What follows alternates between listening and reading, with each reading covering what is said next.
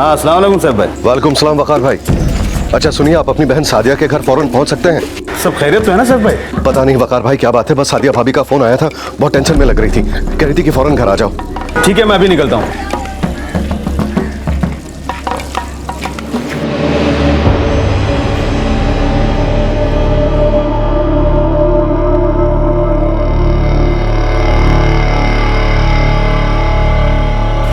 सादिया भाभी, सादिया भाभी,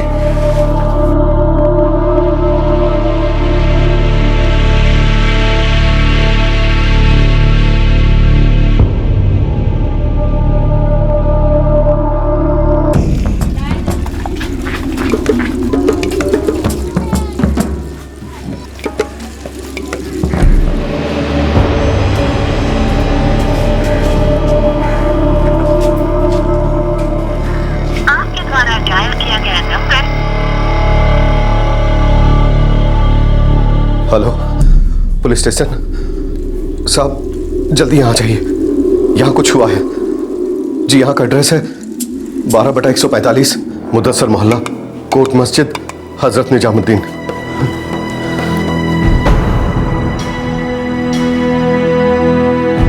सैफू भाई, ये सब क्या हो गया? सादिया, सादिया भाभी, अल्लाह, सादिया भाभी, अल्लाह,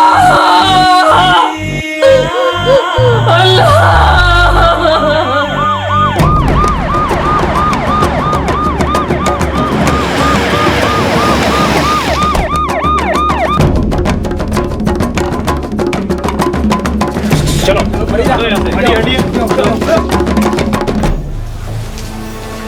कौन था ये? सब मेरे सगे बड़े भाई मोइनुद्दीन शेख, इनके शौहर, इनका नाम सादिया शेख। सादिया मेरी छोटी बहन है, मेरा नाम वकार है। तुम्हारा नाम? जी सैफुद्दीन शेख साहब, मैंने ही आपको फोन किया था। यानी लाश को सबसे पहले तुमने ही देखा था?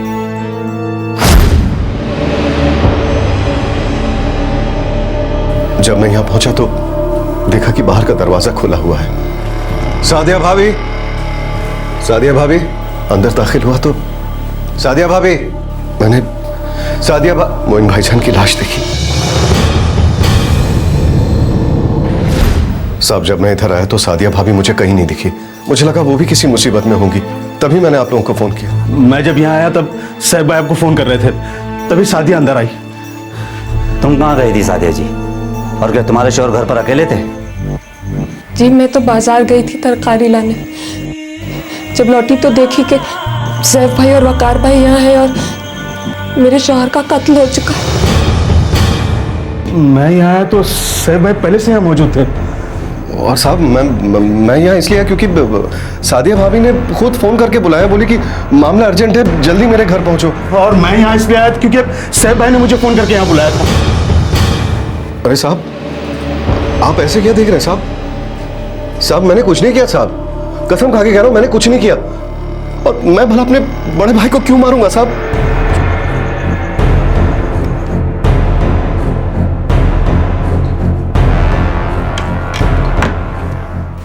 सर गला कटा गया है, पर आसपास कोई हथियार नहीं मिल रहा है जिससे मर्डर हुआ हो। तुम तुरंत फॉरेंसिक टीम को बुलवाओ, घर का कोना कोना छान मारो और उसके बाद लाश को पोस्टमार्टम के लिए भिजवाओ। सर। और हाँ, इन तीनों को, सादिया, वकार, सैफ, इन्हें भी पुलिस स्टेशन बुलवाओ। ये लोग जरूर कुछ छिपा रहे हैं। पीड़ित का छोटा भाई सैफुद्दीन बौखला गया था क्योंकि उसकी भाभी सादिया और सादिया का भाई वकार उस पर उंगली उठा रहे थे, इशारा कर रहे थे कि शायद सैफुद्दीन ने ही अपने भाई मोइनुद्दीन का कत्ल किया है। मौका वारदात पर सबसे पहले सैफुद्दीन पहुंचा। उसके हिसाब से मोइनुद्दीन की लाश वहां पड़ी थी। अब सवाल यह था कि इन तीनों में से झूठ कौन बोल रहा था और कातिल कौन था, और यह कत्ल हुआ क्यों था?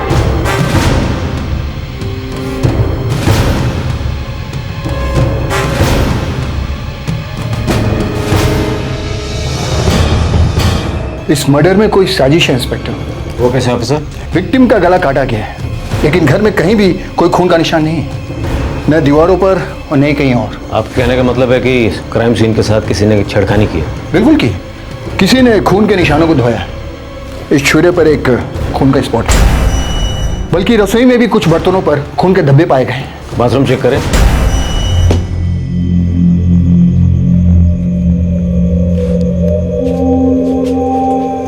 किसी ने सबूतों को धो डालने की कोशिश की है।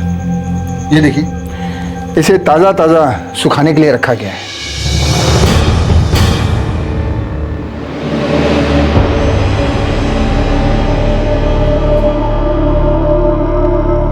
अगर मैंने मोइनुद्दीन भाईजान का कत्ल किया होता तो मैं खुद आप लोगों को क्यों बुलवाता? मैं वकार भाई को वहां क्यों बुलाता साहब? सैफुद्दीन, मैंने ऐसे कई क्रिमिनल्स देखे हैं जो अपनी बेगुनाही का रोना रोते हैं, जबकि असल में खुद ही कत्ल करके खून खून चिल्ला रहे होते हैं। साहब मेरा यकीन कीजिए, मैंने कुछ नहीं किया साहब। मैं तो मोइन भाईजान से मिलता भी नहीं था। वो तो सादिया भाभी का अचानक फोन आ गया, बोली कि मामला बहुत अर्जेंट है। सैफ भाई आप फौरन यहाँ आ जाइए। क्यों, सब ठीक तो है ना? बस आप जल्दी आ जाइए, देर न करें, मैं इंतजार कर रही हूँ। ठीक है भाभी, मैं अभी निकलता हूँ। साहब मेरा मोबाइल ले लो साहब। साहब मेरे सारे कॉल लिस्ट चेक कर लो साहब। आपको जो करना है चेक कर लीजिए, मैं झूठ नहीं बोल रहा हूँ साहब। आप मेरा भी मोबाइल चेक कर लीजिए, आपको तसल्ली हो जाएगी कि मैं वहां इसके लिए पहुंचा था क्योंकि सैफ भाई ने मुझे फोन करके बुलाया था।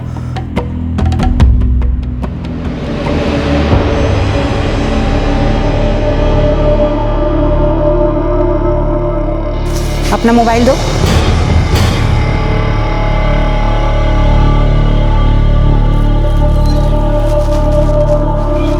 ये क्या तमाशा है सादिया?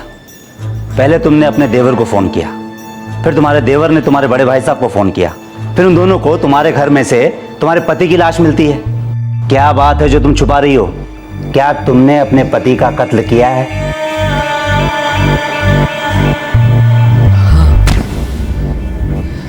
मैंने ही अपने शौहर का कत्ल किया,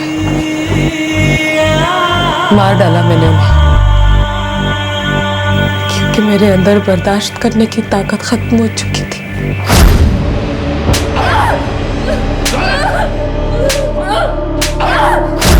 तेईस साल साहब, पूरे 23 साल मैं उसकी हैवानियत का शिकार होती रही।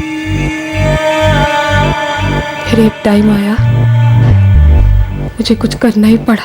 23 साल बाद ऐसा क्या हो गया जो तुम्हें अपने पति का कत्ल करना पड़ा? अगर मैं उन्हें नहीं मारती तो वो मुझे मार डालते।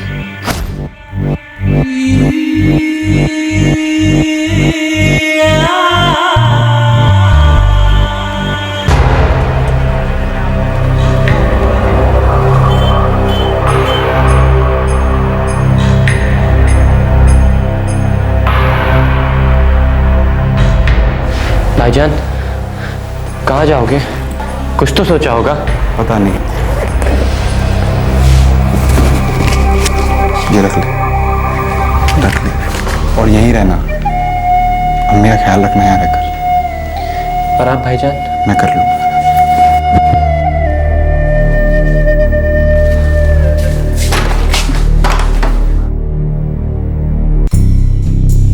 सर, मोइनुद्दीन शेख का कत्ल इस चाकू से नहीं हुआ है।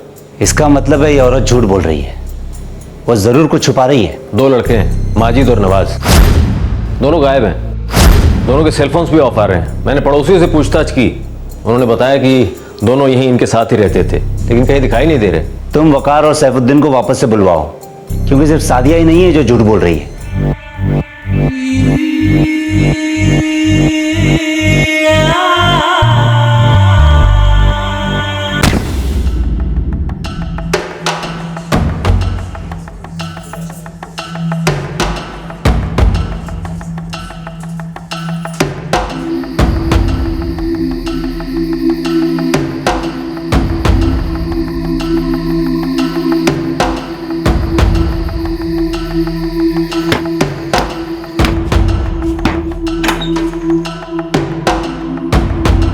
लड़कों की जिंदगी पड़ी है सामने, उन्हें बड़ा करना है, पढ़ाना है। आपकी ये शराब की आदत कैसे होगा बताइए? तू चला रही है घर। साला थके मांदे घर पे आओ, 2 रोटी भी सूखी नसीब नहीं होती। मटन गोश्त की तो बात ही छोड़ो, कभी दाल भी नहीं बनती। कसाई गोश्त मुफ्त में नहीं देता है, ना ही उधार पे। सब्जी वाला भी पैसे मांगता है जो मेरे पास तो कभी होते नहीं है। तो कैसे चलाऊं घर? है कोई जवाब?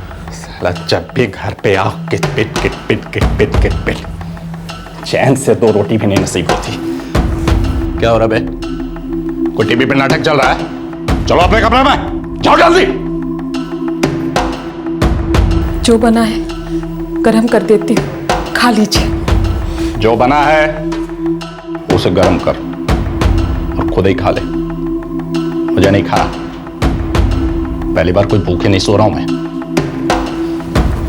कल सैफू के यहां जाके खा लूंगा।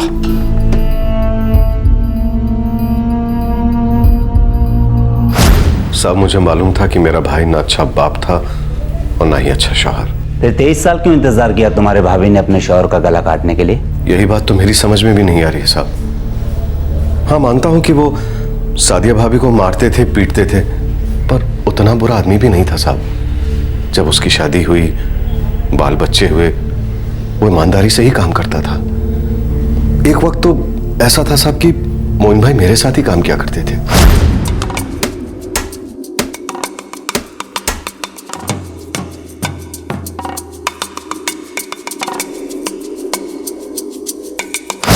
यही कोई 12 साल पहले की बात है साहब। मोइन भाई ठीक ठाक काम कर रहे थे, फिर पता नहीं कैसे उन्हें शराब की लत लग गई। पहले तो बस एक आधी पिया करते थे। हमें से किसी को पता ही नहीं चला साहब कि कब शराब उन्हें पीने लगी, और जब तक पता चला बहुत देर हो चुकी थी साहब।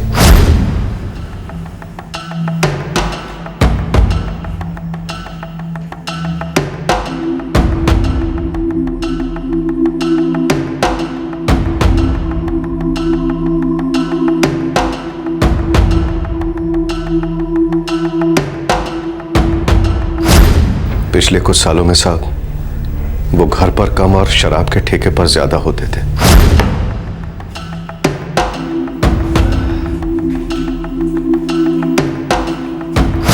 और एक टाइम के बाद शराब के साथ साथ अफीम, गांजा, चरस सब कुछ शुरू हो गया साहब। फिर क्या था, वो सड़क छप गर्त पर उतर आए।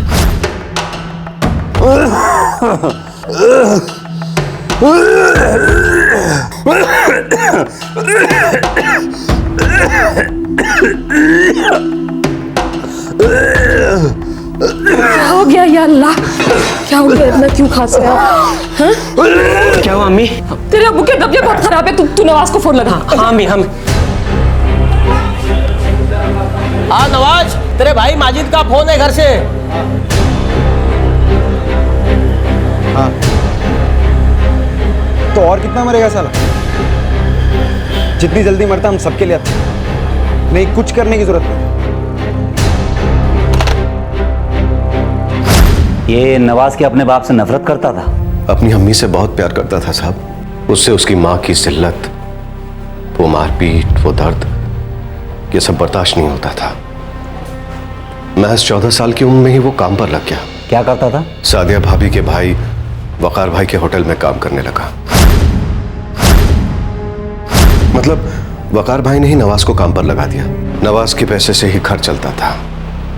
कम से कम सादिया भाभी और छोटे माजिद को 2 वक्त की रोटी मिल जाती थी साहब। और मोइनुद्दीन, उसकी कोई परवाह नहीं थी नवाज को? साहब वो सिर्फ अपनी अम्मी की वजह से अपने बाप को बर्दाश्त करता था, क्योंकि सादिया भाभी को उम्मीद थी कि मोइन भाई शायद कभी सुधर जाए।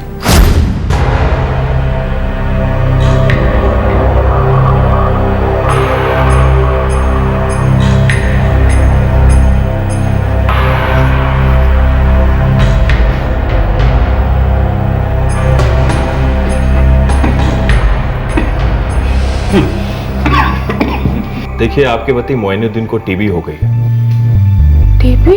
जी हाँ, बीमारी पूरी तरह से फैल चुकी है और उनकी बॉडी बहुत कमजोर है, इसलिए वो बीमारी से लड़ नहीं पा रही है। नसों में खून कम, शराब ज्यादा डॉक्टर साहब। ऊपर से चर्सी है मेरा बाप। देखिए, आज के बाद शराब की एक बूंद भी नहीं। गर्द वर्द तो बहुत दूर की बात है, इन्हें सख्त परहेज की जरूरत है और इन्हें दवाएं भी लेनी होगी। इन सब के बाद भी आप ज्यादा उम्मीद मत रखिएगा।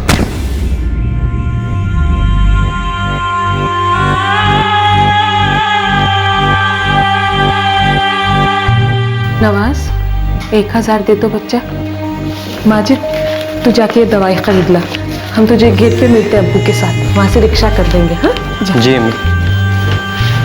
अम्मी, आपको इस सबसे क्या मिलता है? जानवरों की तरह पीटता है आपको। सारी कमाई दारू और चरस पे फूकती है। एक बार भी हम लोगों के बारे में सोचा भी?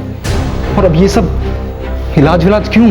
क्योंकि वो तेरे अब्बू हैं। नहीं, उस आदमी ने सिर्फ हमें पैदा किया, बाप वो होता है जो आपको पालता है, आपसे प्यार करता है, आगे की सोचता है और अपने बच्चों की अम्मी को इज्जत देता है। नवाज, ये सब बातें होती रहेंगी। अभी तेरे अबू इंतजार कर रहे हैं, तो पहले चल चल। मैंने भी बहुत कोशिश की साहब, लेकिन मोइन भाई के नशे की लत छूटती ही नहीं थी। फिर क्या था साहब, ना काम काज था, ना हाथ में पैसे। जैसे जैसे नशे की तलब बढ़ती, मोइन भाई की हैवानियत भी बढ़ती जाती। तो पैसे देने से यही ढेर कर दूंगा तुझे। सर, कई बार तो लगा कि सादिया भाभी मोइन भाई को तलाक क्यों नहीं दे देती, पर उनकी सोच अलग थी। सैफ, सच सच बताओ, नवाज और माजिद कहाँ हैं? खुदा कसम मैं कुछ नहीं जानता। ये सादिया का भाई वकार को तो पता होगा। नवाज तो उसके होटल में काम करता है। काम करता था साहब। नवाज 6 महीने पहले तक वकार भाई के होटल में ही काम करता था, पर 6 महीने पहले उसने अपना काम छोड़ दिया, खुद का धंधा शुरू कर लिया था नवाज ने। मस्जिद के पास उसने कबाब की टेकरी लगा दी।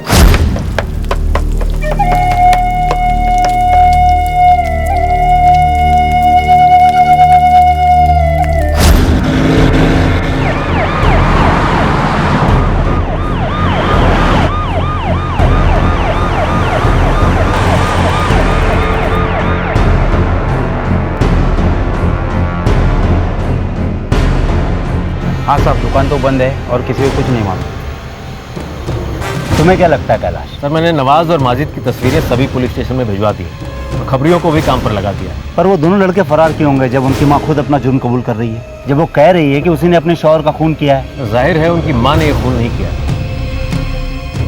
देखो सादिया, सबसे पहले तो तुमने अपने शौहर के खून का इल्जाम अपने देवर पर ढकेलने की कोशिश की, जिसमें तुम नाकाम रही। और हम ये भी जानते हैं कि तुमने अपने घर में चाकू से, जमीन से और यहाँ तक कि दीवारों से भी खून के धब्बे धोए हैं, पर उस कोशिश में भी तुम विफल रही, क्योंकि तुम अपने शौहर की लाश को तो छुपा नहीं पाई, लेकिन अब भी तुम जरूर कुछ न कुछ छुपा रही हो। कुछ नहीं छुपा रही हूँ साहब, यही सच है कि मैंने अपने शौहर का खून किया है। 23 साल की मारपीट, गाली गलौज, भूखे पेट सोना, अपने ही बच्चों के सामने तौहीन होना और उसके बावजूद अपने शौहर की फिक्र करना, क्या था वो? सादिया, हम अच्छी तरीके से जानते हैं कि तुमने अपने शौहर का कत्ल नहीं किया है, और जिसने भी किया है तुम उसे अच्छी तरीके से जानती हो।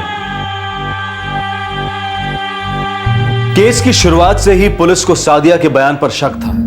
यह नामुमकिन लग रहा था कि 23 साल तक अपने पति के हाथों से अत्याचार सहने के बाद उसने उसका कत्ल कर दिया, और वो भी उसका गला काटकर। ऐसा नामुमकिन क्यों लग रहा था? क्योंकि हिंदुस्तानी औरतों में ऐसा बिहेवियर बहुत कम पाया जाता है। ज्यादातर औरतें हर दर्द का घूंट पी लेती हैं, सालों साल लाचारी के निवाले निकलती रहती हैं। सादिया के 2 बेटे थे, नवाज और माजिद, जो उससे बहुत प्यार करते थे, उसकी परवाह करते थे। उन्हें अपने शराबी और ड्रग एडिक्ट पिता के प्रति कोई सम्मान नहीं था, कोई स्नेह नहीं था। अगर कुछ था तो भयंकर गुस्सा और आक्रोश। बड़े लड़के नवाज की समझ के बाहर था कि आखिरकार उसकी अम्मी इस शैतान को क्यों झेल रही है।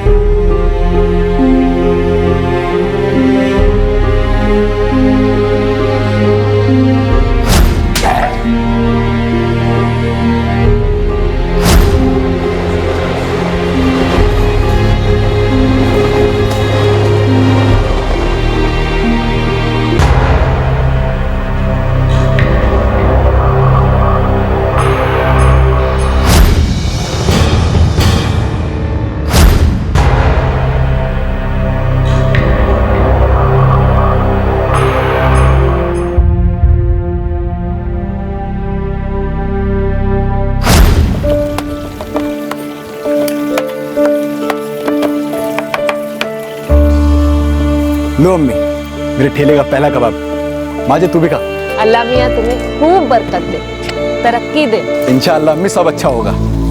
बस कुछ दिनों की बात और है, अच्छा पैसा बचा लो, इसके बाद माजिद को हम सऊदी भेजेंगे काम पर। ये अकेला कैसे जाएगा वहाँ? अरे अम्मी, अबे बच्चा नहीं रहा, इसकी अच्छी नौकरी की सेटिंग करा दूंगा और जैसे ही बड़े नोट कमाएगा और बड़ा होता जाएगा। हाँ अम्मी, मैं जा सकता हूँ, मैं हर काम कर सकता हूँ। आखिरकार मुझे भी तो भाईजान की तरह कुछ करना है। अम्मी, मैं मामू जान के होटल पे कस्टमर मिला था, वो ना सऊदी में काम करता था। उसने मुझसे वादा किया है वो इसकी पक्की नौकरी लगवाएगा। उसका नंबर सब है मेरे पास। नवाज मेरी जान, तू इतना बड़ा कब हो गया रे? बस अम्मी, एक बार माजिद सेट हो जाए उसके बाद मैं आपको हज कराऊंगा। इतने सालों में आपने जितने बुरे दिन देखे सब भुला दूंगा।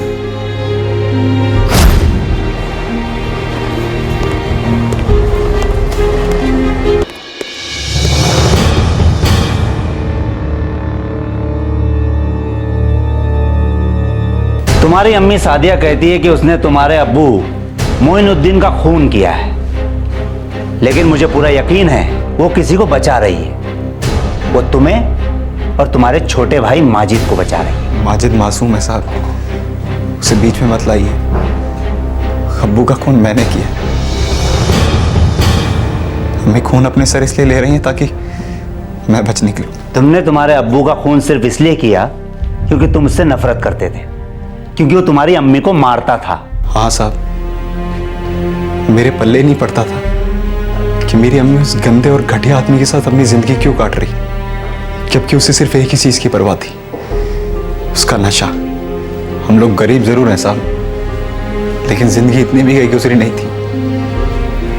मैं कभी समझ ही नहीं पाया कि उस इंसान ने सब कुछ क्यों खराब कर दिया। वो किस हक से मेरी अम्मी पर गुस्सा निकालता था पीट पीट कर, किस हक से उससे पैसे मांगता था, किस हक से उसे गालियां देता था। और अम्मी तो सिर्फ उसके बाद भी उसके सारे हुक्म सर आंखों पे रखती थी। क्यों साहब, क्यों? अम्मी तुम इन्हें एक पैसे नहीं दोगी। दारू पीनी है, चरस फूकना है, घर से बाहर निकल जाओ, खुद पैसे कमाओ और खुद पियो। फिर तो तू इतना बड़ा हो गया कि अपने बाप से जबान लड़ाएगा? मैं बड़ा हो गया क्योंकि तुम छोटे हो गए। इतने छोटे तुम्हें एहसास नहीं हो तुम मम्मी के साथ क्या कर रहे हो। उन पे कितने भद्दे भद्दे इल्जाम लगा रहे हो सिर्फ नशे के लिए। मैं तो शैतान हूं, तेरी अम्मी फरिश्ता है। तभी हर रोज दोपहर को हूर बनकर कहर मर्दों का। अब वो एक अल्फाज और निकाला तो देख लेना। फिर मैंने देख लिया। अगर तुझे भी देखना है ना तो दोपहर में देखना, तुझे पता चल जाएगा कि क्या चीज है तेरी अम्मी। नवाज, नवाज तुम चलो ना यहाँ से, तुम सो जाओ। बच्चा बचाओ ना, तुम रात भर काम करके आए हो ना, तुम मत पड़ो इस सब में, मैं संभाल लूंगी। नहीं अम्मी, आप नहीं संभाल पाती। इतने साल हो गए और आप अभी भी साथ भी हमदर्दी जता रही। ये कुछ भी जहर उगलता और तुम मुफ्त तक नहीं करती। अगर तुम्हें इनके बारे में कुछ भी गलत बोलना है तो अभी इसी वक्त इस घर से बाहर निकल जाओ। ऐसे नहीं बोलते, गुस्सा ठंडा करो। आप आइए ना, आराम कीजिए। आपको बोला है डॉक्टर ने आराम करने के लिए, तबीयत बहुत नाजुक है इस वक्त। ये सब गोलियों का असर है, कुछ नहीं। तुम आओ, अंदर आओ, तुम अंदर आओ। चलो चलो यहाँ से, तुम चलो बस। बाप से जबान लड़ा रहा, मैं घर छोड़ के चला जाऊं। मर्डर मैंने किया साहब, माजिद और अम्मी बेकसूर हैं। बस बहुत सालों से हम लोग सहते आ रहे थे। उस दिन साने ही है, अम्मी की हालत देखी नहीं गई साहब। मैं अब्बू को मारना नहीं चाहता था, बस हो गया। वो चॉपर कहाँ है जिससे तुमने अपने अब्बू का कत्ल किया था?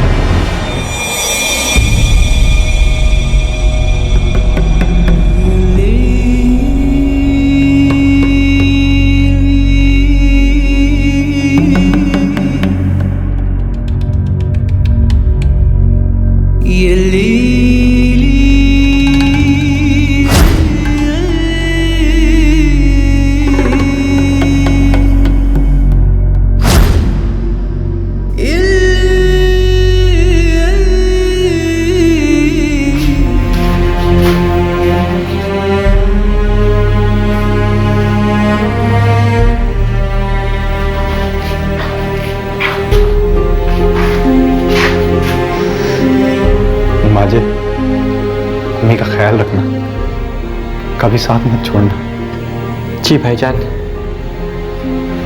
अम्मी, मुझे माफ कर दे। नवाज,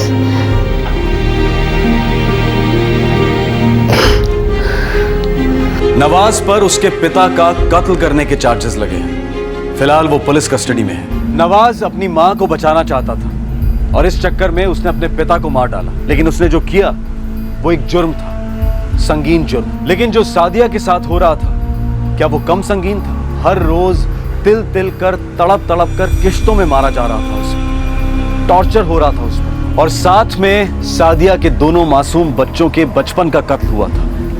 क्या वो कम संगीन था? शराब की लत, ड्रग एडिक्शन, ये मानो हर केस में ना सिर्फ एडिक्ट को खत्म कर देता है, बल्कि उसके पूरे परिवार को कुचल कर, जलाकर राख कर देता है। नशे की आग तबका नहीं देखती, जात पात, ऊंच नीच, अमीर गरीब कुछ नहीं देखती, बस जो लपेटे में आता है उसे फूंक देती है। ये आग अचानक नहीं भड़कती, शुरुआत होती है एक चिंगारी से। वो एक आध बार पीना, वो एक आध चिलम, रिलैक्स करने के लिए, टेंशन मिटाने के लिए, थकान मिटाने के लिए। 2 पल का नशा मानो सारी तकलीफों पर धुएं की चादर बिछा देता है, और फिर इंसान इस चादर के बिना रह नहीं पाता। उसे भ्रम होता है कि नशा उसकी सारी तकलीफों को दूर कर देता है। ये चिंगारी धीरे धीरे भड़कती है, फिर आग बनने लगती है, लेकिन आग फैलने के हर पड़ाव पर यह दस्तक जरूर देती है कि बर्बादी होने को है। दुर्भाग्यवश शहरी जिंदगी के शोर शराबे में ये दस्तक सुनाई नहीं देती, और फिर बहुत जल्द बर्बादी दिखाई देती है। क्राइम पेट्रोल के मंच से हम अपने सभी दर्शकों से आह्वान करते हैं कि अगर आप खुद नशे के शिकार हैं या आपके इर्द गिर्द कोई नशे की लत में डूबा हुआ है, तो आपके लिए मदद उपलब्ध है। कई संस्थाएं हैं, कई अस्पताल हैं, ट्रीटमेंट्स हैं जो नशे की लत से लड़ने में आपकी मदद कर सकते हैं। लेकिन वो पहला कदम, वो हिम्मत वाला कदम हमें ही लेना होगा। अपने आप कभी कुछ ठीक नहीं होगा, और दुनिया का कोई भी नशा आपकी किसी भी प्रॉब्लम को सॉल्व नहीं कर सकता है, बल्कि नई प्रॉब्लम्स ही खड़ी कर सकता है। हमारे आज के एपिसोड की दूसरी कहानी।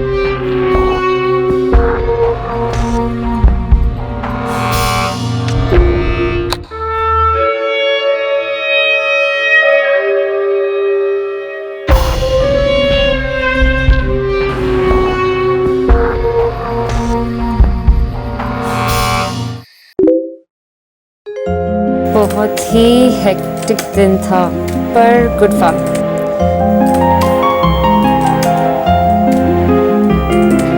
पूजा, पापा ऑनलाइन है क्या? कह गए थे सिंगापुर पहुंचते ही कॉल करेंगे। नो मम्मा, he is not online right now, और वो जैसे ही लॉग ऑन करेंगे मुझे लाइव ऑन चैट पे अलर्ट मिल जाएगा। ठीक है, जैसे ही ऑनलाइन आए मुझे बता देना, मैं किचन में हूँ। Okay okay. पूजा, दिन की शिफ्ट मांगना, तुझे बहुत मिस कर रही हूँ यार। ओए होए, मामा जल्दी आओ, पापा ऑनलाइन है। ए पूजा, क्या हो रहा है? बस चिलिंग पापा, आप बताइए, आपके और सिंगापुर के क्या हाल है? अरे मैं ठीक हूँ, बस एक क्लाइंट के साथ थोड़ा टाइड अप हो गया था। ओह, इतना टाइड अप हो गए कि 10 सेकंड का कॉल भी नहीं कर सकते। अरे यार, तुम्हारा टोन तो ऐसा जैसे मैं कोई अफेयर कर रहा हूँ। सॉरी मैडम, ऐसा कोई ड्रामा नहीं है। ओके। पूरे 3 हफ्ते हो गए हैं, सिंगापुर, हांगकांग, मलेशिया। 2 दिन आउट ऑफ रडार, क्या हुआ इतना इमोशनल ब्लैकमेल? अच्छा बताइए, आ कब रहे हैं? जल्दी आ रहा हूँ, मैं भी घर के लिए तरस गया हूँ। बस 2 दिन की बात और है, उसके बाद सीधा फ्लाइट पकड़ के बड़ौदा और घर। Okay bye, and I love you ladies. Bye. Love you too papa. Bye bye. हमारे देश में जब लैंडलाइन फोन्स घर घर में पहुंचना शुरू ही हुए थे, तब 1994-95 के आसपास मोबाइल फोन्स ने टेलीफोन की परिभाषा पूरी तरह बदल दी। और आज जब मोबाइल फोन लगभग हर दूसरे आदमी की जेब में आ गया है, तब इंटरनेट की क्रांति कम्युनिकेशन को एक अलग ही लेवल पर ले गई है। इंटरनेट के आने से एक दूसरे के साथ टच में रहने के अनेकों ऑप्शंस उपलब्ध हैं। Email, computer to computer calling, video conferencing, video chat, हर रोज नए नए एप्लीकेशंस दूरियां घटा रहे हैं। दुनिया सिकुड़ती जा रही है, और सोशल नेटवर्किंग साइट्स ने तो समय और लोकेशन दोनों की हर सीमा को पार किया है। जिस तरह से एटॉमिक एनर्जी से बॉम्ब भी बन सकता है, उसी तरह इंटरनेट कई गंभीर, घातक और घटिया इरादों के लिए भी इस्तेमाल होता है। ई क्रिमिनल्स बिना चेहरे के अपराधी होते हैं। उनकी हैरेसमेंट करने की टेक्निक्स हाईटेक होती हैं, और उन्हें बेनकाब करना बेहद मुश्किल।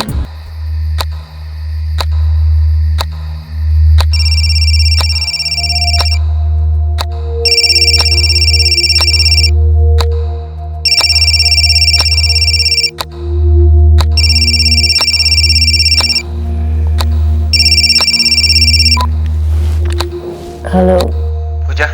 हाँ कौन बोल रहा है? पूजा, हाँ मैंने पूछा कौन बोल रहा है? मैं अहमदाबाद से बोल रहा हूँ। आप हो कौन? रेट क्या है? सॉरी? अरे तुम एक रात का कितना लेती हो, जल्दी बताओ। Full night how much? Just who the hell is this? क्या बात है पूजा? पता नहीं माँ, रॉन्ग नंबर था। सो जाओ।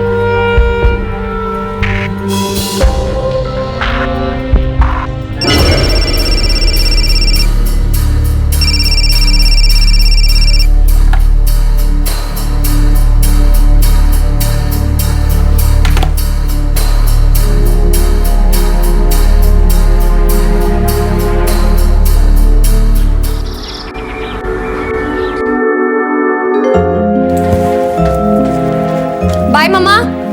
बेटा सीधे घर आना। ऑफ कोर्स मम्मा, पर 8 बज जाएंगे। हाँ चलो बाय।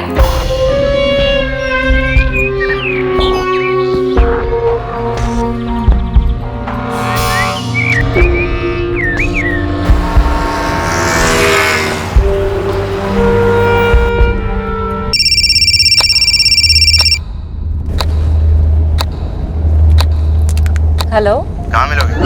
ओह चीपस्टर अगेन। अगर हिम्मत है तो अपना नाम बताओ ना। मेरे नाम से क्या करना है, तू अपना दाम बता। ओ जस्ट शट अप। तुम हो कौन यू ब्लडी? ड्रामा क्यों कर रही है साली? पूरे पैसे दूंगा, वो भी एडवांस। बोल, सब कुछ करेगी ना? तुम्हें मेरा नंबर किसने दिया? तूने तो दिया था। अब देख, बोर मत कर, सीधे सीधे एक रात का बोल दे, मैं कोई तकाजा नहीं करूँगा।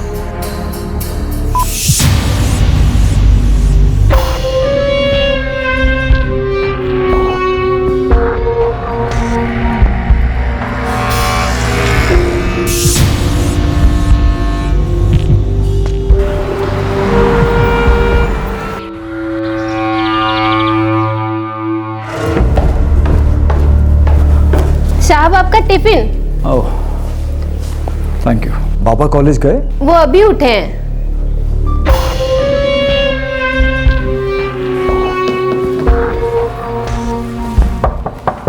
कौन है? बेटा कॉलेज नहीं गए?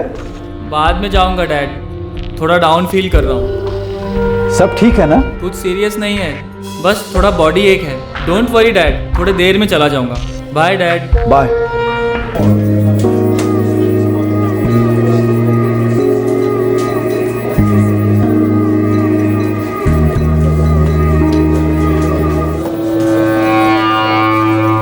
Hey, Pooja, day shift. Nice. All right, sir. Yeah. Hey Pooja, आज लंच विंताज मॉल में। यू नो व्हाट, वहाँ पे एक न्यू पिज्जा जॉइंट स्टार्ट हुआ है। Sure, okay. अच्छा सुन, शाम को मेरे साथ शॉपिंग चलेगी? Shoes, right? Dresses. Maybe shoes.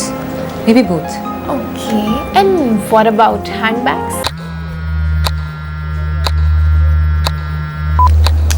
Yes. तो 3 घंटे का कितना? Just off, all right. घर से ऑपरेट करती हो या होटल में मिलेंगे? बोलो ना जल्दी। तुम हो कौन डैम इट? साली चिल्ला क्यों रही है? धंधा बंद कर दिया क्या? रेट बढ़ा दिया तो बोलना चाहिए था ना। और सुन, मेरे बॉडी पर कोई कांटे वाटे नहीं लगे।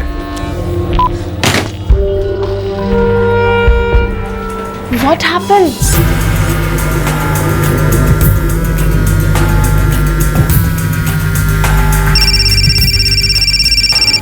God, I'm just sick of this now. What happened, Pooja? What's wrong with you? Who is that person? अगर ये पता होता तो अभी तक कंप्लेन कर चुकी होती। कंप्लेन? कल रात से कितनी बार कॉल्स आ चुके हैं और हर बार वही नॉनसेंस। आई गेस तेरे साथ कोई प्रैंक कर रहा होगा यार। गंदी गंदी बातें कर रहे हैं ये लोग फोन पर। तुझे पता भी है क्या पूछ रहे हैं?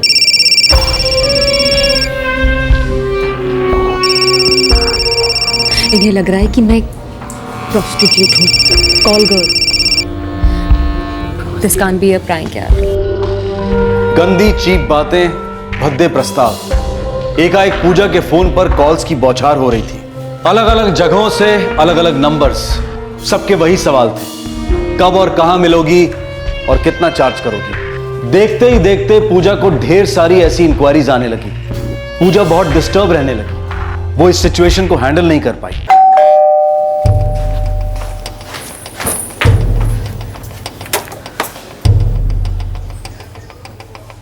क्या बात है बेटा, मैंने इतनी बार कॉल किया और तुमने एक बार भी जवाब नहीं दिया। बिजी थी मम्मा। तो एक मैसेज कर देती, इतना भी टाइम नहीं था तुम्हारे पास। नहीं था टाइम, बोला ना बिजी थी। कॉल्स पर कॉल्स आ रहे थे पूरा दिन। आप फेस टू फेस बताओ क्या चाहिए मुझसे। पूजा, क्या बात है बेटा, क्या हुआ बेटा?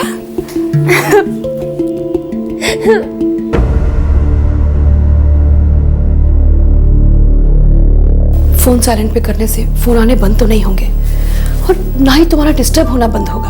और मैं ये नंबर चेंज भी नहीं कर सकती मम्मा। पिछले 4 साल से यही मेरी पहचान है। मेरे सारे फ्रेंड्स, सारे कॉन्टैक्ट, सभी के पास यही नंबर है। हम पुलिस के पास चलते हैं। ऑलरेडी 1 हफ्ते से तुम ये सब झेल रही हो।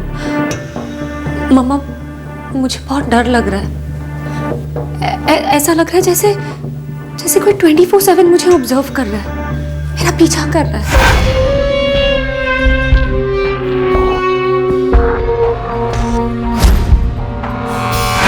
एक क्रीपी सी फीलिंग हो रही है, कहीं मन नहीं लग रहा, बस एक डर बढ़ता जा रहा है। बेटा, हमें पापा को सब बता देना चाहिए, वो ही हमें ठीक से गाइड करेंगे कि हमें क्या करना है। तुम्हारा कोई कांटेक्ट, कलीग या पुराना फ्रेंड हो सकता है? मेरा कोई भी फ्रेंड ऐसा काम नहीं कर सकता। बेटा देखो, ये जो भी है ना, ये तुम्हें जानता है। तुम्हारा नंबर मिला इसे कहीं से, शायद तुमने ही अनजाने में किसी को दे दिया हो।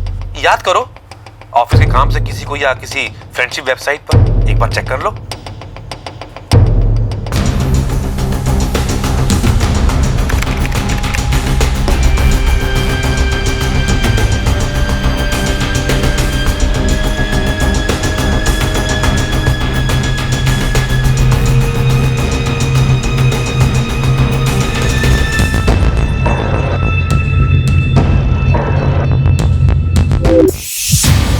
नहीं पापा, मेरा सिर्फ एक फ्रेंड्स बुक अकाउंट है जो मैंने अभी चेक किया।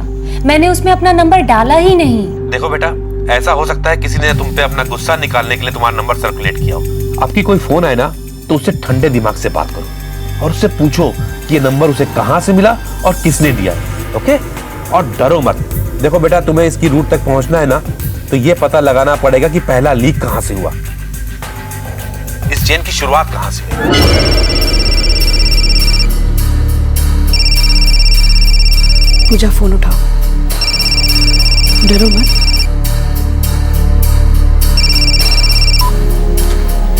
हेलो, फ्री हो?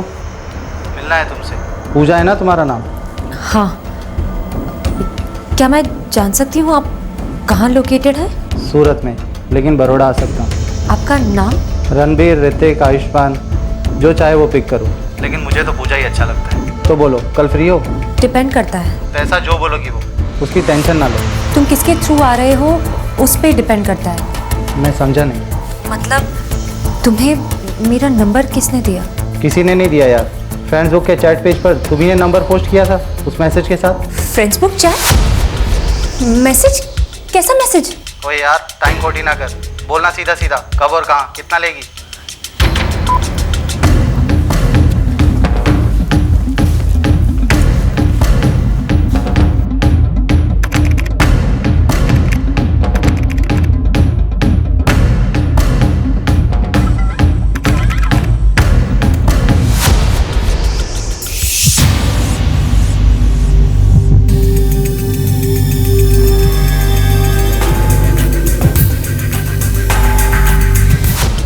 अनलिमिटेड फंड गारंटीड, पूजा। किसी ने मेरे नाम का फेक अकाउंट बनाया है और मेरा नंबर भी डाला है यहाँ पर। ओके बेटा, सुनो, ये किसी ऐसे इंसान का काम है जो तुम्हें नुकसान पहुंचाना चाहता है, हार्म पहुंचाना चाहता है, लेकिन हम कभी ऐसा होने नहीं देंगे। तो सबसे पहले कल सुबह फर्स्ट थिंग तुम और मम्मा पुलिस स्टेशन जाएंगे, मेन रोड पर सीधे अलकापुरी पुलिस स्टेशन, और ऑन ड्यूटी ऑफिसर को सब कुछ बताओ। अपना लैपटॉप भी साथ लेके जाना, ओके? और डरना मत मेरी बहादुर बच्ची।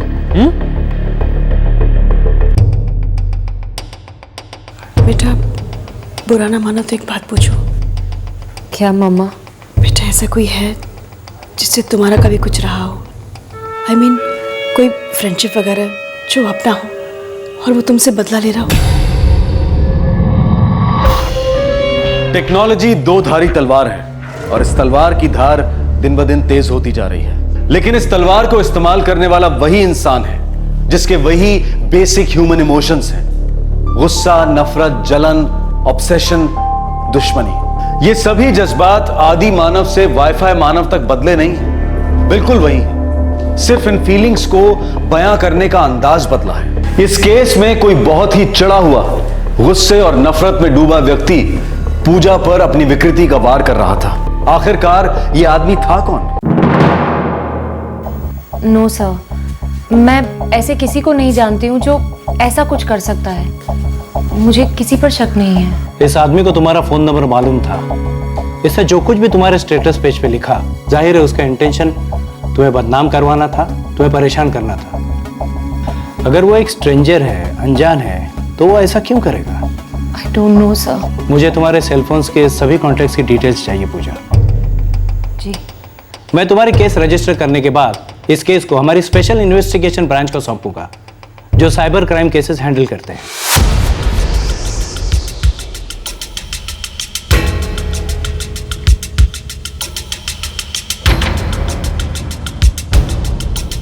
मैडम, पूजा के सेलफोन्स के सारे कॉन्टैक्ट्स चेक कर लिए, उसकी फ्रेंड्स बुक के भी सारे कॉन्टैक्ट्स चेक कर लिए, लेकिन कुछ निकल नहीं रहा।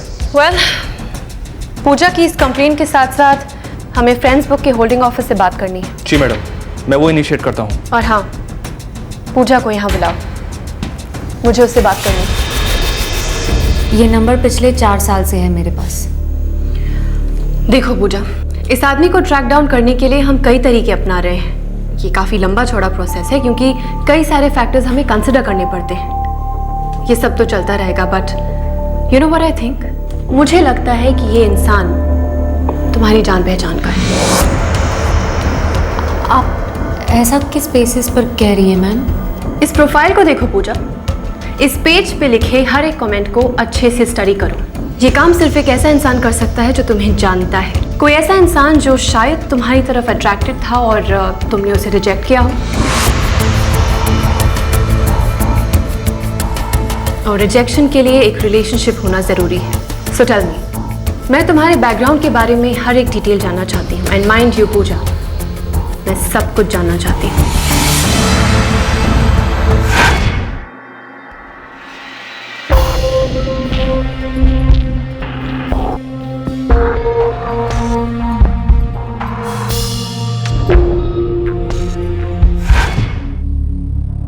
मैंने 12th मॉडर्न कॉन्वेंट स्कूल से किया है। बड़ौदा में? Pratapganj? That's right. And college? Mahavir college. School या कॉलेज में कोई बॉयफ्रेंड्स?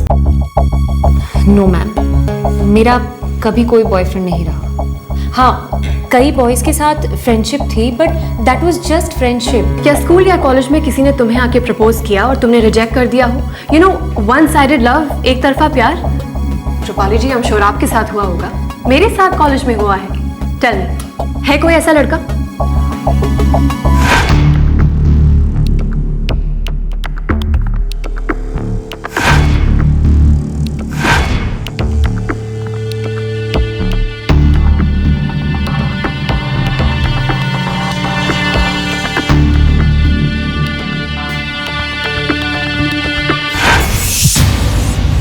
नहीं मैम, मेरे साथ ना ही स्कूल में ऐसा कभी कुछ हुआ और ना ही कॉलेज में। इनफैक्ट मैं बहुत श्योर हूँ कि उस टाइम में से कोई भी लड़का ऐसा कुछ नहीं करेगा मैम। तुम कॉल सेंटर में काम करती हो ना? जी। तो वहाँ कोई रोमियो, कोई देवदास, कोई ऐसा जिससे तुम्हारी लड़ाई हुई हो?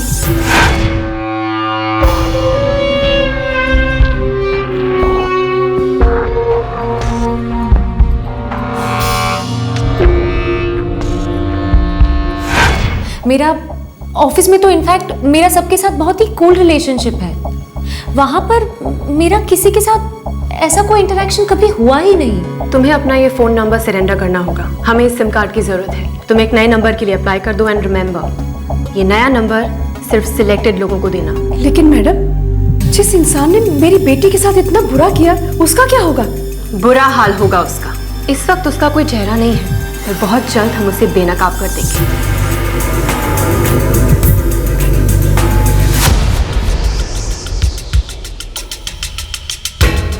ये डॉक्यूमेंट्स फ्रेंड्स ग्रुप के हैदराबाद ऑफिस में पहुंचा दो। हमें इस फेक आईडी का सोर्स चाहिए, आईपी एड्रेस, डोमेन और नेटवर्क कनेक्शन। पूजा के सेल पर जो रैंडम नंबर्स आ रहे थे, मैंने उनसे बात की। उन सबका कहना है कि पूजा के फेक अकाउंट से उनको फ्रेंड रिक्वेस्ट आया था। आई एम श्योर ये जो कोई भी है जिसने पूजा का फेक अकाउंट बनाया है, ये मेंटली बीमार है। शायद ये पूजा को पहले से जानता हो, या फिर हो सकता है इसने पूजा के करीब आने की कोशिश भी की।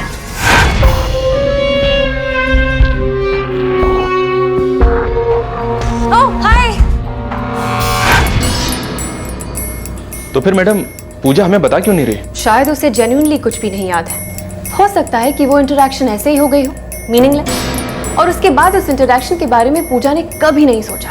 पर सामने वाले के लिए पूजा के साथ वो ही इंटरेक्शन उसके दिमाग में घर कर गई हो। यू नो, एक तरह का ऑब्सेशन।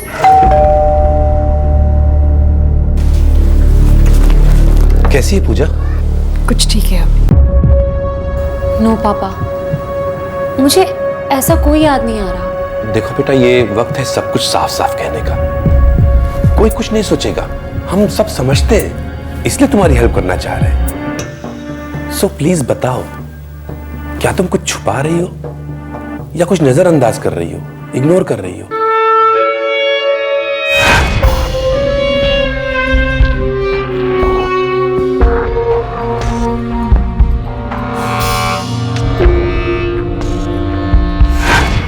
नहीं पापा, मैं आपसे कुछ नहीं छुपा रही हूँ, मैं सच कह रही हूँ। मेरा ऐसा कोई दोस्त नहीं रहा जो इतना डरपोक हो कि मेरे पीठ पीछे ऐसी हरकत करेगा।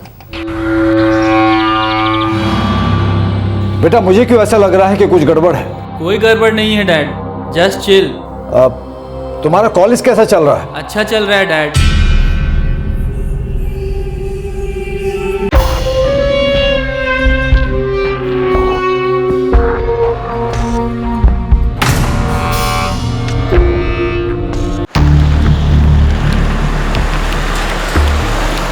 यस मैम, पेपर्स मिल गए, मेरे डेस्क पर ही हैं। हमें क्विक रिस्पांस चाहिए mister Reddy. As soon as possible इस अकाउंट से रिलेटेड आईपी एड्रेस, डोमेन और नेटवर्क कनेक्शन चाहिए। श्योर मैम, मैं इस केस को टॉप प्रायोरिटी पर फॉलो कर रहा हूँ। एक लड़की की जिंदगी तबाह करने पे तुला है ये आदमी। आई मीन, एक सोशल नेटवर्क साइट पे ये टोटली एंटी सोशल एक्टिविटी है। I totally agree with you ma'am. मैंने सारे पेपर स्कैन करके यूएस हेड ऑफिस भेज दिए हैं। आपको इस केस के सारे डिटेल्स उनके मदर सर्विस से मिल जाएंगे। और इस केस को मैंने रेड अलर्ट मार्क कर दिया है। वहाँ की टीम के साथ मैं 24 आवर्स कंटिन्यूस टच में भी हूँ। तो जैसे ही मुझे कुछ डिटेल्स मिलती हैं, मैं आपको फॉरवर्ड कर दूंगा। और हाँ, every minute is important. Top priority पे रखिए इस केस को। Sure.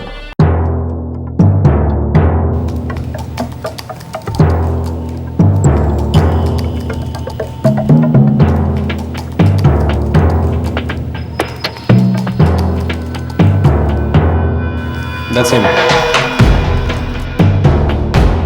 IP address 1.121.345.652.247. Domain resta.nnbs.in. Connection ID 659x789465547. It's a Wi-Fi. Cyber space, जिसे वर्चुअल स्पेस भी कहा जाता है, ये हवाओं की लहरों में बसने वाली एक अनोखी चमत्कारी दुनिया है, जहां इंफॉर्मेशन बिजली से भी तेज दुनिया के दो कोनों के बीच प्रसारित होती है। ये एक फेसलेस इंटरफेस है। इस दुनिया में कोई भी शख्स गुमनामी का मुखौटा पहनकर किसी भी दूसरे शख्स को वो सारी चीजें बयां कर सकता है जो शायद असल जिंदगी में मुमकिन ना हो। लेकिन टेक्नोलॉजी के पहरेदारों और साइबर क्रिमिनल्स के बीच हमेशा चूहे बिल्ली का खेल चलता रहता है। अगर कोई शख्स ये सोचता है कि वो इंटरनेट की गुमनामी में अपने गलत काम करके बच जाएगा, तो वो बहुत गलत सोचता है। मैडम, नेटवर्क कनेक्शन है 659x789465547। ये serial number data proton company को बिलोंग करता है। डेटा प्रोटॉन, ये तो यूएसबी इंटरनेट कनेक्शंस प्रोवाइड करते हैं ना? करेक्ट। तो इस कंपनी को आईपी एड्रेस और डोमेन डिटेल्स भेज देते हैं। वो इस सोर्स को ट्रेस कर पाएंगे कि किस यूएसबी यूजर ने इस पेज को क्रिएट किया था। तुम तुरंत ये डिटेल्स डेटा प्रोटॉन को फॉरवर्ड कर दो और उनसे कहो कि ये इन्फॉर्मेशन हमें अभी के अभी चाहिए। डिटेल्स ऑलरेडी मैंने भेज दी हैं। उनका हेड ऑफिस मुंबई में है, मैं उनके ईमेल का वेट कर रहा हूँ।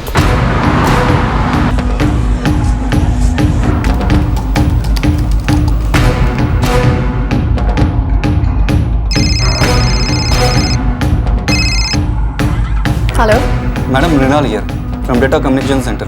सो स्ट्रेस हुआ? Yes madam. ये connection Ellora park society Baroda Gujarat से है। इसका आईपी एड्रेस और नेटवर्क कनेक्शन नंबर है 476879879898। It's a USB connection, wireless. किसके नाम पे है? Arjun Gandhi, son of Kailash Gandhi, 17/34, Ellora park society Baroda Gujarat. Thanks Mrinal, thank you so much. हाँ, मुझे लगता है मैं उसे जानती हूँ। मिल गया? हाँ। कौन था? अर्जुन गांधी। कौन अर्जुन गांधी? तुम जानती हो उसे? हाँ। तुम उसे कैसे जानती हो? और तुमने पहले क्यों नहीं बताया?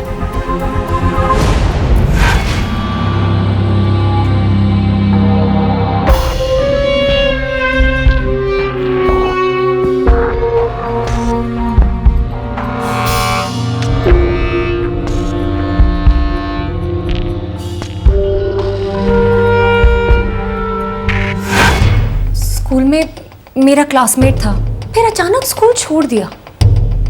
उसके बाद लास्ट ईयर में उससे टकराई थी।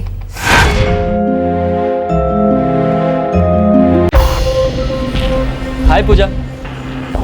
हाय।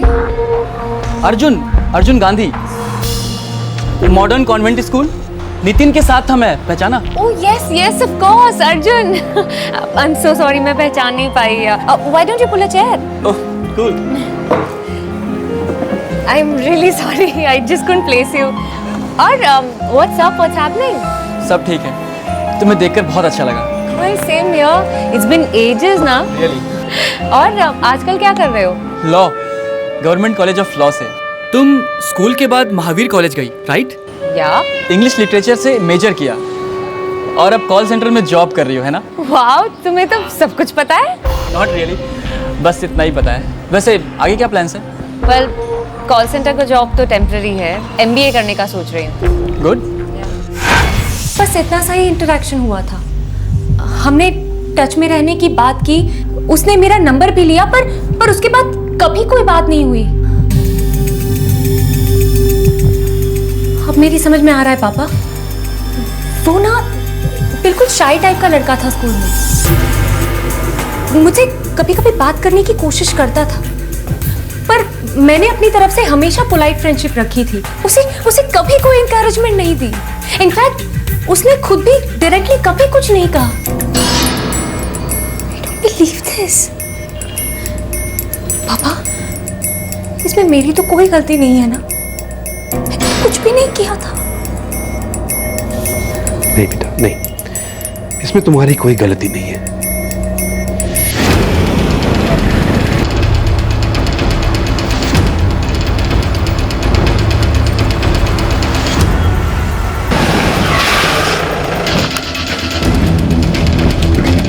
I am sorry, I can't believe it. मेरा अर्जुन ऐसी हरकत नहीं कर सकता। मैडम, वो एक लॉ स्टूडेंट है। हमारे पास उसका कनेक्शन नंबर है, उसका डोमेन जहां से उसने लॉगिन किया था, उसका आईपी एड्रेस यानी कि इंटरनेट प्रोटोकॉल एड्रेस, उसके लैपटॉप का सीरियल नंबर, उसके लैपटॉप का मेक, उस आउटलेट का एड्रेस जहां से उसने वो लैपटॉप खरीदा था। इस जुर्म की पूरी डिटेल कुंडली हमारे पास है मिस्टर गांधी। अर्जुन, दरवाजा खोलो। क्या है डैड? एक अर्जेंट बात करनी है। मैं सो रहा हूँ डैड।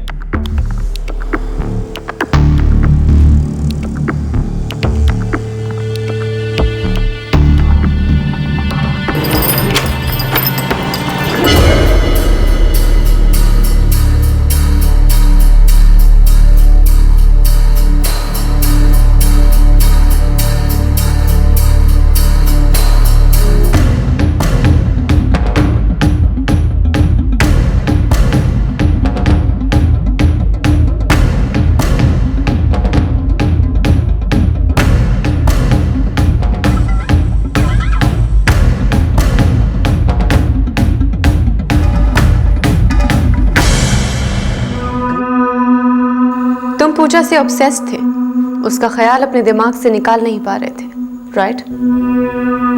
मैं उससे प्यार करता था। रियली? तुमने उसे कभी बताया नहीं? एक्चुअली मैंने कई दफ़ा उसको बताया, मेरा मतलब बताने की कोशिश की, बता नहीं पाया। लेकिन मैं उसे भुला भी नहीं पाया, नींद में भी नहीं, हर सेकंड बस पूजा।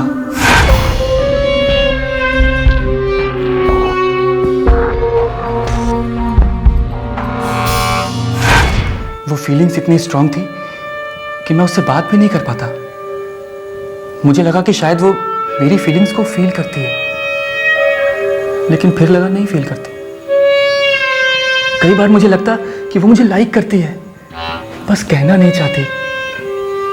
लेकिन फिर फाइनली सच समझ में आया, वो मुझे लाइक नहीं करती, वो मुझे इग्नोर कर रही थी, रिजेक्ट कर रही थी। लेकिन क्यों रिजेक्ट कर रही थी? मैंने कोई उससे इंडिसेंट बात की? नहीं बात की इंडिसेंट। मैंने कभी उससे कोई बदतमीजी की? No, never. फिर वो मुझे क्यों रिजेक्ट कर रही थी? अब उससे ज्यादा हमेशा ये ख्याल रहता कि उसने मुझे क्यों रिजेक्ट किया।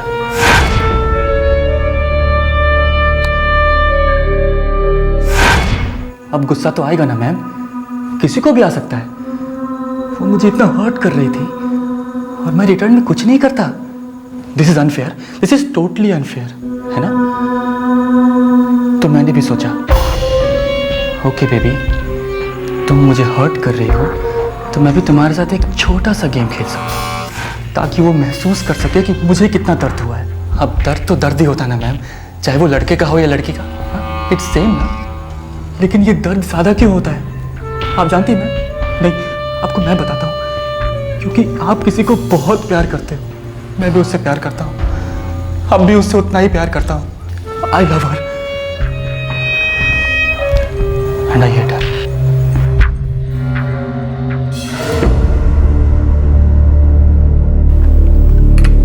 हे पूजा, चिंता मेरा बच्चा, बुरा सपना खत्म हो गया है। पता नहीं पापा,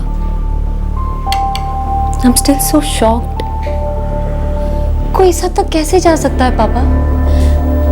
बस अब मैं कभी किसी सोशल नेटवर्किंग साइट पर नहीं जाऊंगी। इतने एक्सट्रीम्स में जाके नहीं सोचते बेटा। देखो बेटा, अर्जुन ने जो भी किया है ना, वो ना तो साइबर स्पेस की गलती है और ना ही सोशल नेटवर्किंग की। वो एक मेंटली बीमार लड़का है, उसके दिमाग में एक वर्चुअल दुनिया है, एक मनगढ़ंत दुनिया जिसमें वो कैद है। बेटा, जब इंटरनेट नहीं था तब भी इस तरह के सिरफिरे होते थे, हाँ, पर डैमेज थोड़ा कम होता था। देखो बेटा, जिस तरह इंटरनेट पूरी दुनिया को तुम्हारी उंगली पर लाके बैठाता है, उसी तरह तुम्हें भी तो सारी दुनिया के सामने पहुंचाता है। It's a part of the game my child. थोड़ा सा सेंसिबली यूज करो तो इंटरनेट किसी जादू की छड़ी से कम नहीं है। पर एक बात याद रखो, ये इंटरनेट और सोशल नेटवर्किंग तुम्हारी जिंदगी का एक हिस्सा हो सकते हैं, तुम्हारी जिंदगी नहीं।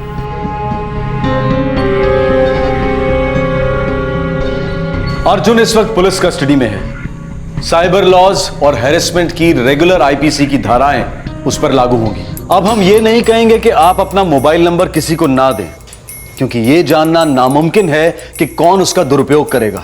हम ये भी नहीं कह रहे हैं कि दुरुपयोग की संभावना को कम करने के लिए आप अपना फोन नंबर चेंज करते रहें, और ना ही हमारा मकसद इंटरनेट और सोशल नेटवर्किंग को एक विलन के रूप में पेश करना है। सोशल नेटवर्किंग साइट्स पर अगर हम थोड़ा गौर करेंगे तो हम पाएंगे कि हर स्टेटस अपडेट, हर चैट कॉन्वर्सेशन दस्तक देते हैं सामने वाले की मानसिक अवस्था की, उसके विचारों की, उसके इरादों की। ऐसे कई लोग हैं जिनसे रियल लाइफ में आप मिलें तो उनसे 2 शब्दों से ज्यादा बात नहीं होगी, लेकिन ऑनलाइन घंटों बातें होती हैं। ये प्लेटफॉर्म बेशक लोगों को खुलने में मदद करता है, पर अहम सवाल ये है कि हमें लोगों के साथ कितना खुलना चाहिए। आप अपनी रोजमर्रा की जिंदगी की ढेर सारी डिटेल्स पोस्ट करते हैं, अपनी प्राइवेट और पर्सनल फोटोग्राफ्स और होम वीडियोस पोस्ट करते हैं, लेकिन आपके 200, 400 या 2000 ऑनलाइन फ्रेंड्स में से कौन आपकी जिंदगी के लाइव टेलीकास्ट को किस नजरिए से देख रहा है, इसका अंदाजा आप कभी नहीं लगा सकते। जब तक देख रहा है, पढ़ रहा है, तब तक सब ठीक है, लेकिन जब वो फ्रेंड फेसलेस मोड में जाकर आपको हैरेस करने लगे, आपका बुरा चाहे, तब वो दस्तक होती है कि हमें सावधानी बरत लेनी चाहिए। अपने इंटरनेट और सोशल नेटवर्किंग साइट्स की सिक्योरिटी को टॉप प्रायोरिटी पर रखें। बच्चों को सोशल नेटवर्किंग साइट्स पर अकाउंट ना खोलने दें। और सबसे जरूरी बात, एंटर बटन दबाने से पहले हमेशा एक बार गौर करें कि क्या यह तस्वीर, यह कमेंट अपलोड होना चाहिए। इंटरनेट के फल को रिस्पॉन्सिबली एंजॉय करें, निडर होकर इस्तेमाल करें। साइबर क्रिमिनल भले ही जितना भी चालाक हो, साइबर पुलिस उससे एक कदम आगे है। इस तरह के और भी एपिसोड देखने के लिए हमारे चैनल को सब्सक्राइब करें और बेल आइकन दबाना ना भूलें।